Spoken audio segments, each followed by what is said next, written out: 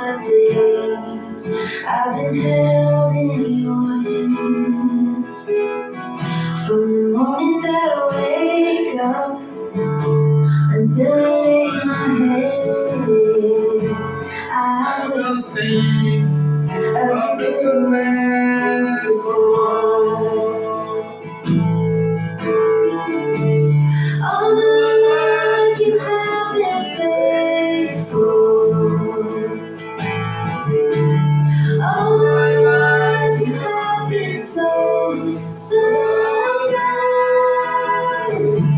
With every breath that I am able, I will sing of the goodness of God. I love your voice. You have led me through fire in darkest nights. You have closed my mother. I will bless Father. I will bless the rain. And I have lived in the goodness of God. Oh yes. And all my life you have been faithful. Oh. All my life you have been so, so good. With every breath that I am able, I will sing of the goodness of God. Oh yes. Your goodness is running after, it's running after me. Your goodness is running after, it's running after me. With my life laid down, I surrender now. I give you everything. Your goodness is running after, it's running after me. Oh Lord, thank you. And all my life you have been faithful. Thank you, Father, Lord. Yes. All my life you have been so, so good. With every breath that I am able, I will sing of the goodness of God. I will sing of the goodness of God. Thank you, Lord. Thank you for your faithfulness, Lord. Thank you so much, Lord. Thank you, Father. Oh God, I lack words to say thank you how much I love you for your faithfulness, for your goodness, your greatness. Thank you, Father. Thank you, Lord Jesus Christ. Thank you, Holy Spirit. Thank you for this wonderful day again, this wonderful moment. Merci, Seigneur. Seigneur Jésus-Christ, merci. Père éternel, Dieu mon Père, Créateur du ciel et de la terre, de l'univers visible et invisible. Papa, je viens te dire encore merci pour ta fidélité. La chanson que nous venons d'écouter chante ta fidélité, Père. Ta fidélité dans ma vie. Chaque soupir, chaque respiration. Oh oui, chaque fois, Papa, que j'inspire et que j'expire, c'est ta fidélité. C'est ta fidélité. C'est à ta fidélité que je pense. Père, merci pour tout. Ce matin encore, nous voici, Seigneur. Nous voici tout joyeux. Nous voici debout. Encore, par ta grâce, par ta fidélité, pour venir encore au rendez-vous, partager ta parole. Un rendez-vous sur la plateforme du Verbe libérateur. Seigneur, nous te disons merci de nous avoir fait la grâce, accordé la grâce, de nous avoir donné encore l'occasion d'être là ce matin. Merci à tous tes enfants qui sont connectés en ce moment à moi, tous tes enfants de par le monde qui me suivent, qui me regardent. Papa, je bénis ton nom pour leur vie. Je bénis ton nom, ta fidélité dans la vie de chaque âme, de chaque personne, de chaque famille. Que ton nom soit loué, que ton nom soit glorifié. Merci Seigneur. Oui, bien-aimés, nous sommes là encore ce matin pour partager la parole de Dieu, et rien que la parole. Cette parole qui nous guérit, qui nous inspire, qui nous vivifie, cette parole qui nous restaure, cette parole qui nous transforme. Et ce matin, le Seigneur nous a donné rendez-vous pour nous exhorter sur les risques de conflit qui menacent généralement nos familles en période de fin d'année. Les tempêtes de désaccords et des crises surgissent souvent dans les 3 derniers mois de l'année dans nos microcosmes familiaux. Dans beaucoup de familles, des crises partout. Parfois, pour des futilités et des choses banales qui ne méritent même pas qu'on s'y attarde. Parfois, c'est parce que les exigences et les ambitions démesurées de certains membres de la famille ne sont pas satisfaites que les crises éclatent. Parfois encore, c'est parce que des habits ne sont pas achetés. C'est parce que de nouvelles chaussures ne sont pas achetées. Ou pour les enfants, parce que le Père Noël n'a pas amené des cadeaux. C'est l'ensemble de ces futilités, de ces petites choses qui nous perturbent et qui nous pourrissent la vie en période de fête de fin d'année.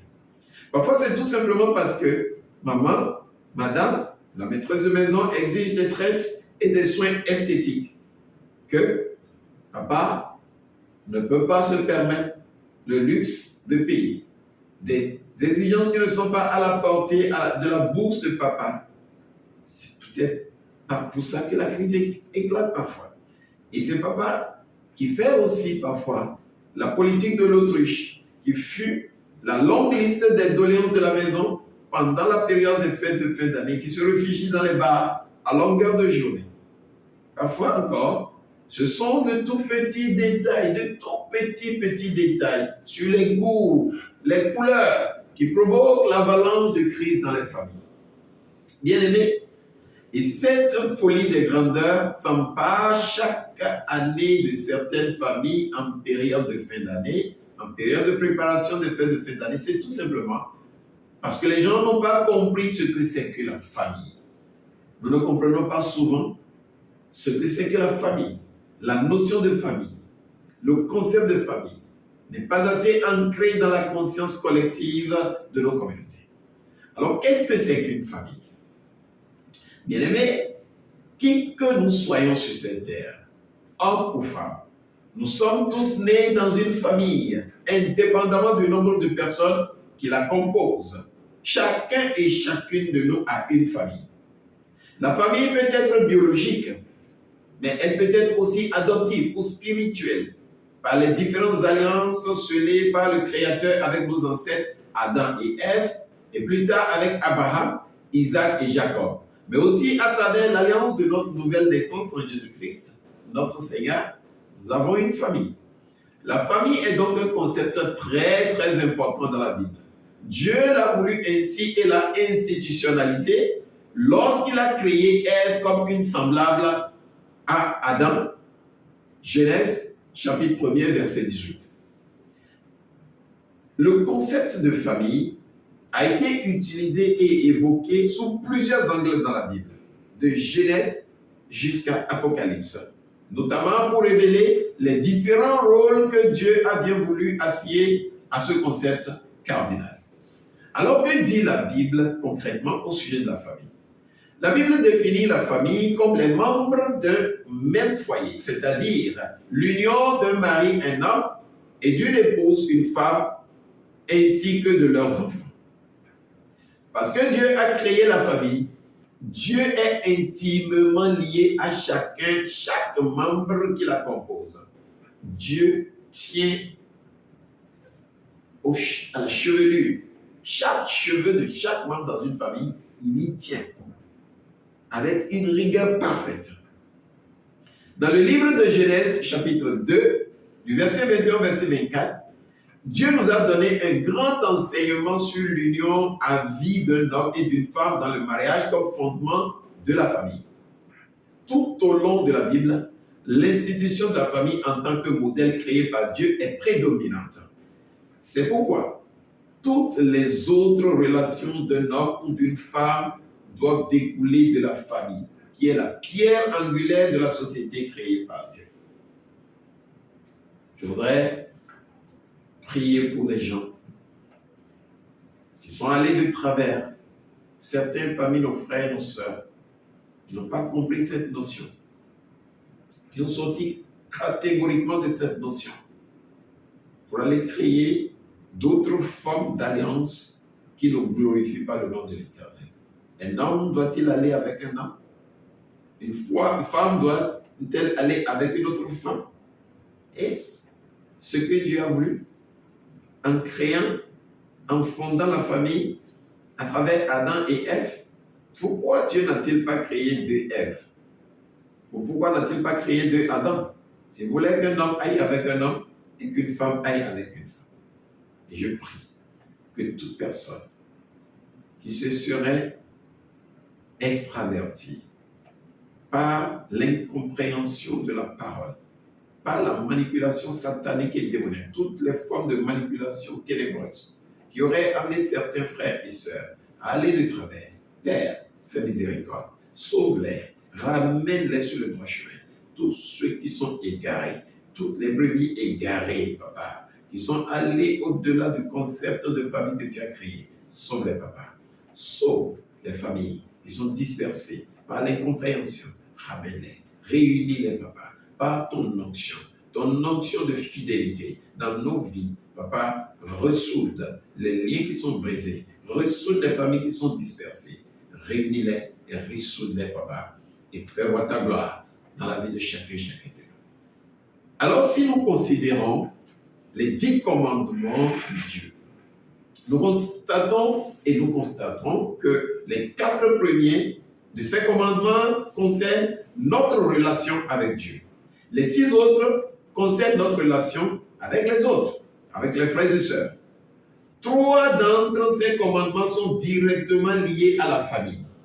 Le 5e commandement dit qu'il faut honorer son père et sa mère car c'est le fondement de la famille. Exode chapitre 20, verset 12. Le 7e commandement dit tu ne commettras pas d'adultère. Exode chapitre 20, verset 14. Préservant ainsi le caractère sacré de la famille. Pourquoi Dieu ne veut pas que nous commettions d'adultère? Parce que la famille pour lui est sacrée. Et tout homme, toute femme qui commet l'adultère est en train de briser donc la sacralité que Dieu a instaurée dans le concept de famille. C'est pourquoi il est important de respecter ce commandement d'Exode chapitre 20, 14. Tu ne commettras pas d'adultère. Et ainsi, tu préserves le caractère sacré de ta famille, du fondement de ta famille. La Bible nous dit, dans le livre de Psaume 11, quand le fondement est renversé, que peut faire le juste? Quand le fondement d'une famille est renversé, que pouvons-nous faire? Quand l'adultère amène un homme ou une femme à désacraliser ce que Dieu a sacralisé lui-même, alors que pouvons-nous faire dans une telle famille dont le fondement est renversé? Le 10e commandement dit, tu ne convoiteras pas. Tu ne convoiteras pas ce qui ne t'appartient pas. Exode chapitre 20, verset 17. Et ce commandement évoque le commandement l'exigence principale que Dieu a voulu en instaurant la fidélité dans le cœur de l'homme. L'exigence de la fidélité. Ce commandement, tu ne convoiteras pas ce qui ne t'appartient pas dans Exode 27, nous demande de respecter la fidélité à Dieu, à la parole de Dieu, la fidélité au Créateur, à travers nos cœurs. En effet, au sein d'une famille, il n'est ni bon ni pieux de convoiter ce que nous ne possédons pas, ce qui ne nous appartient pas, y compris des biens d'une autre famille. C'est fort donc de cette exigence divine que nous devons rester prudents, bien-aimés, frères et sœurs. Nous devons rester sobres et sages dans les différents choix que nous faisons dans les préparatifs des fêtes de fin d'année. Nous devons nous contenter de ce que Dieu nous donne pour organiser les fêtes de fin d'année dans nos familles. La Bible nous dit clairement qu'il n'est ni bon ni pieux de convoiter à mourir ce que nous ne possédons pas, ce qui ne nous appartient pas. ce qui appartient aux autres. Car Dieu sait ce qui est bon pour toi, mon frère, ma soeur. Dieu sait ce qui est bon pour nous. Et il nous l'accorde en temps opportun si nous savons le lui demander. Demandez. Frappez, on vous ouvrira. Demandez, on vous donnera. C'est très clair. Si nous savons demander, nous aurons de notre Père Créateur tout ce que nous voulons, tout ce que nous souhaitons. L'évangile de Luc au chapitre 11, verset 11 nous en donne d'ailleurs la certitude. Quel père parmi vous donnera une pierre à son fils s'il lui demande du pain? Ou bien s'il demande un poisson, lui donnera-t-il un serpent au lieu d'un poisson? Jamais. Nous faisons souvent de mauvais choix en période de fête de fin d'année, tout simplement parce que nous n'avons pas foi en Dieu et nous doutons de la capacité de notre Père Créateur, de notre Dieu, à donner ce qui est bon pour nous, ou encore parce que nous refusons de nous contenter de ce que Dieu, dans son intelligence suprême et dans sa sagesse infinie, a jugé bon de nous donner. Si Dieu te demande de fêter à Noël ou le réveillon avec de la volaille, avec des poules, avec des poulets, avec des pintades, avec je ne sais quoi, pourquoi veux-tu coûte que coûte un mouton? Pourquoi veux-tu un bœuf? Voilà des réalités qui nous amènent parfois à aller dans le décor. Et Jésus a dit dans Matthieu chapitre 15, verset 19, c'est du cœur que viennent les mauvaises pensées, le meurtre, l'adultère, l'impudicité, le vol, les faux témoignages, la calomnie. Tout cela vient du cœur. Dès que nous commençons par convoiter ce qui ne nous appartient pas, ce que Dieu ne nous a pas accordé, nous devenons des voleurs, nous devenons des menteurs, nous devenons des calomniateurs, nous devenons tout ce qui a été cité dans Matthieu 15, 19. Nous pouvons commettre l'adultère, l'impudicité, simplement parce que nous convoitons ce qui ne nous appartient pas. Et le livre d'Éphésiens, chapitre 3, du verset 14, verset 21, nous rassure que Dieu tient à préserver la famille telle qu'il a créée. Dieu ne veut pas nous voir dans le décor, mon frère, ma soeur. Il ne veut pas te voir dans la fornication, dans l'adultère, simplement parce que tu cherches de l'argent pour acquérir ce qu'il ne t'a pas donné. Et tu cherches de l'argent pour acheter des mèches brésiliennes qui coûtent extrêmement cher, dont tu n'as pas les moyens. Tu vas commettre l'adultère, tu vas dans la prostitution, simplement parce que tu veux t'acheter des mèches. Simplement parce que tu veux t'acheter des robes. Tu veux faire comme ta copine, comme ta soeur, comme une soeur, une autre soeur, comme une autre amie, dont les parents sont riches et qui peuvent se permettre 10 mèches brésiliennes en une semaine. Toi, tu n'as même pas l'argent d'une seule mèche, mais tu veux coûte que coûte l'avoir. Alors, cela t'entraîne dans le décor, dans la prostitution, dans l'adultère, dans le meurtre, dans le vol, dans les faux témoins, dans la calomnie, dans toutes ces mauvaises choses. Les actions découlent de l'intention du cœur, mon frère, ma soeur. Sachons-le. Sachons-le clairement. Tout ce que nous posons comme actes, nous les nourrissons d'abord dans le cœur avant de les extérioriser. C'est donc à notre Dieu que nous devons donner la gloire. Dans les choix que nous faisons pour organiser les fêtes de fin d'année, donnons la gloire à Dieu, tout simplement. Si je dois acheter un mouton ou des volailles, si je dois habiller les membres de ma famille avec sobriété ou avec des vêtements coûteux, si je dois amener toute ma famille passer la Noël ou le réveillon à Paris, à New York ou à la Côte d'Azur, cela doit dépendre des moyens que Dieu a pourvus pour nos besoins. Cela ne peut pas compter sur les besoins des autres, sur l'argent de quelqu'un d'autre, sur l'argent de quelqu'un que je veux arnaquer. Non. Cela ne devra pas dépendre d'une ambition démesurée d'un membre de la famille ou des caprices de certains membres de la famille qui ne pensent qu'à vivre au-dessus des moyens de la famille. Non, pas du tout.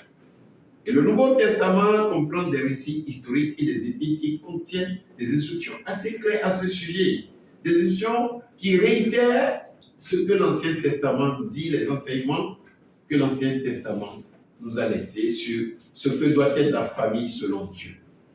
Paul l'apôtre s'adressant à ses frères leur dit: enfants, obéissez à vos parents dans le Seigneur, car cela est juste.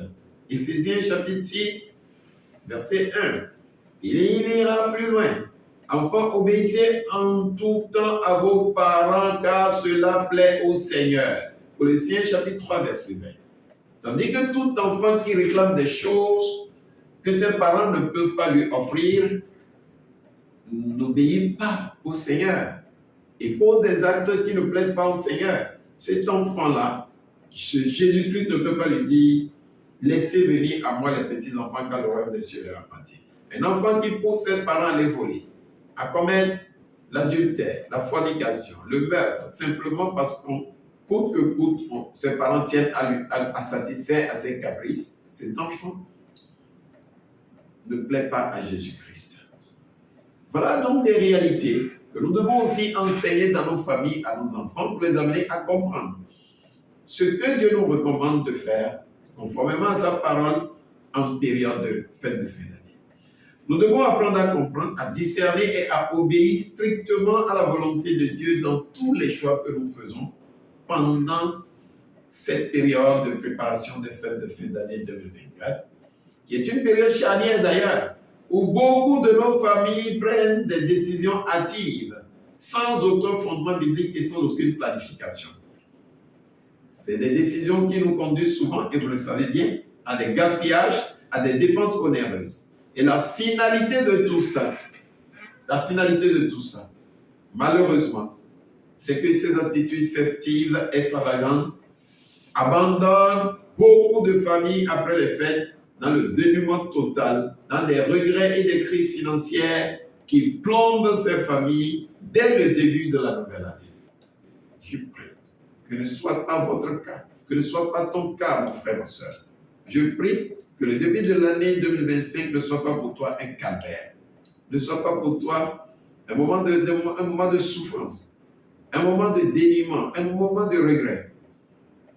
Je prie que le diable, par la ruse, ne te piège pas pour t'amener à démarrer l'année 2025 avec douleur. Je prie que cela ne soit le cas d'aucune de nos familles, au nom puissant de Jésus-Christ. Alors je prie que Dieu nous épargne des erreurs et des manipulations sataniques qui préparent déjà le calvaire aux familles pour les premiers jours et les premières semaines du mois de janvier 2025. Que toute situation de jouissance programmée par l'ennemi pour nous pousser à l'extravagance en cette période de fin d'année afin de voler nos premières bénédictions de l'année 2025, que ces programmations soient déprogrammées et annulées par la puissance de résurrection dans le sang de Jésus-Christ. Au nom de Jésus-Christ, j'ai prié. Amen. Mon frère, ma soeur, si tu m'as suivi, sache que tu ne peux pas résister aux programmations maléfiques de Satan en cette période de fin d'année, cette période de préparation des fêtes de fin d'année. Si tu n'as pas Jésus-Christ en toi, tu ne peux pas mener le combat seul. Tu ne peux pas résister. Tu ne pourras pas éviter ces pièges. Alors accepte Jésus-Christ. Si tu ne l'as pas encore fait, voici venu le moment. Et ferme les yeux et baisse la tête. Nous allons prier ensemble. Nous allons demander à Jésus-Christ de nous pardonner.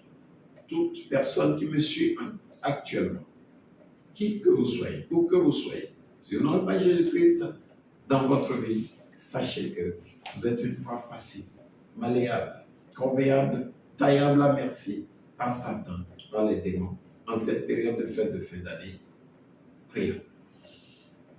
Seigneur Jésus-Christ, répétez après moi s'il vous plaît. Seigneur Jésus-Christ, je viens de comprendre que sans toi, je ne peux pas résister aux stratagèmes, aux pièges du diable dans cette période de préparation des fêtes de fin d'année. Aide-moi, Seigneur Jésus-Christ. Je reconnais mes péchés. J'ai péché contre toi. J'ai péché contre mon Dieu créateur. J'ai péché contre mes frères et sœurs. J'ai péché contre ma famille. Aide-moi, tout péché en moi, tout péché hérité de mes ancêtres, qui devient pour moi une plaie, une gangrène, à la fin de chaque période de préparation des fêtes de fin d'année, et qui m'amène à commettre des erreurs, à dépenser follement, à gaspiller l'argent que Dieu m'a donné, l'argent que Dieu a pourvu pour mes besoins de l'année, du début de l'année 2025. Seigneur, je te demande pardon pour ces péchés. Aide-moi à me corriger, Seigneur. Je veux te suivre, Seigneur. Seigneur, pardonne-moi mes péchés. Lave-moi avec ton précieux sang. Le sang que tu as versé sur la croix de Golgotha. Fais de moi ton disciple. Pour le restant de ma vie, je veux te suivre. Je dis adieu au péché. Je dis bye bye à la fornication, à l'adultère, au mensonge, au vol, à tous ces mots qui viennent du cœur par la convoitise. Je dis adieu à tout cela. Je veux maintenant te suivre. Je veux faire ta volonté. Aide-moi, Seigneur Jésus-Christ, au nom puissant de Jésus-Christ. Amen. Seigneur, voilà tes enfants. Ils viennent de confesser Jésus-Christ. Ils viennent de t'accepter. Aide-les. Tends-leur la main. Accompagne-les. Glorifie-toi et glorifie ton nom dans la vie de chaque individu et dans la vie de toute ta famille. En cette période de préparation des fêtes de fin d'année, que ton onction, que ton Esprit Saint nous guide, nous inspire, nous couvre, que ton précieux sang nous enveloppe chaque individu, chaque personne, dans chacune de nos familles, que nos familles soient protégées, que les fondements de nos familles renversés soient restaurés. Papa, fais grâce, fais miséricorde, aide-nous Seigneur, aide-nous Seigneur, que les gaspillages soient évités, que tout démon, toute programmation, tous les esprits maléfiques, les esprits sataniques qui profitent de la période de fin d'année pour vider les maisons, vider les bourses, vider les familles, que ces esprits soient mis hors d'état de nuit. Papa, dégage-les, Sang de Jésus-Christ, combat pour nous, parle en notre faveur, en faveur de chaque famille dans le monde entier. Protège-nous, enveloppe-nous, combat pour nous, Seigneur, préserve-nous. Préserve-nous, Seigneur. Aide-nous à traverser triomphalement de l'année 2024 à 2025 dans la joie, dans la paix, dans le bonheur, dans ta justice divine. Aide-nous à traverser triomphalement et que l'année 2025, le début de l'année 2025, ne soit pas une période de douleur, de souffrance, de pénurie, de crise financière pour nous. Aide-nous, Père. Profite-toi, profite ton nom, que toute gloire te soit rendue en toutes choses, au nom puissant et précieux de Jésus-Christ. Amen, amen, amen. Merci Seigneur, merci Jésus, bien-aimé. Merci pour ce moment que vous avez passé ensemble avec moi. Bon dimanche dans vos maisons, dans vos familles, dans vos foyers. Que Dieu vous bénisse. À dimanche prochain. Plaisir à Dieu. Shalom.